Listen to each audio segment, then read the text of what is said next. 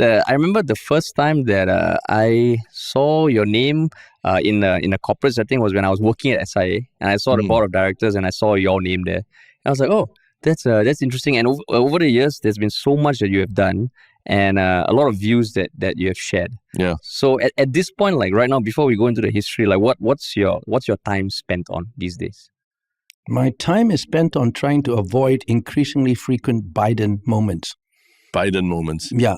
But everybody in my generation knows what a Biden moment is, and we're pretty cool that you guys don't know what is a Biden moment. A Biden moment is when you suddenly you freeze and you forgot what you were about to say or what you want to say. I see. I got one up on you there. We all know what's a Biden moment. I saw it's something that even I grapple with these days, even just freezing the middle of a sentence or something. But you're saying that's something that you actually think about, like how to make sure that you can focus in the moments. Well, no, actually, I mean, I meant that half jokingly. I mean, I think I'm halfway to Biden moment.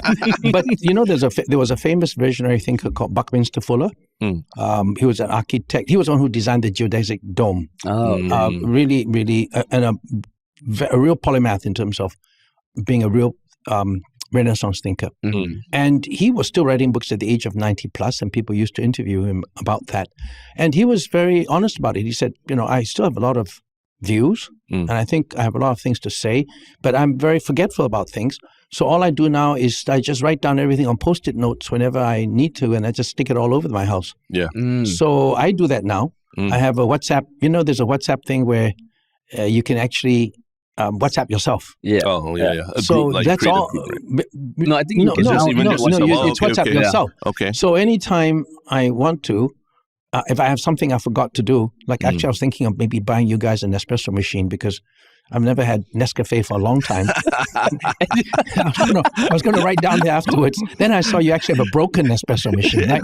Yeah. So I was going to note down, buy you guys. We can send you a whole list of things that yeah, you can if you want. But the point was I was going to write it down because I'll forget it. I see. Okay. But I spend most of my time now thinking about the things I want to do with my life, whatever time is left of that. And I don't mean that in any morbid way. In fact, I've spoken to groups very recently when they ask me, what do I think is the most important self-awareness you should have? And I've said it should be the idea of mortality. Not morbid at all. But if you didn't think that there's a limited time to your life, then you're probably quite content to street walk through life, which I think is the saddest thing somebody can do. But, if life was eternal, then you won't make the most of it. Yeah. And of course, I'm not thinking about when am I going to die, but obviously being at 72 years old, the time left is a lot less than a 25-year-old kid. So my awareness of mortality is what gives me daily pleasure, give me a sense of purpose, and makes me want to do a lot more things before that day finally comes. So I'm actually very busy right now because there's so many things I want to do still before I kick the bucket.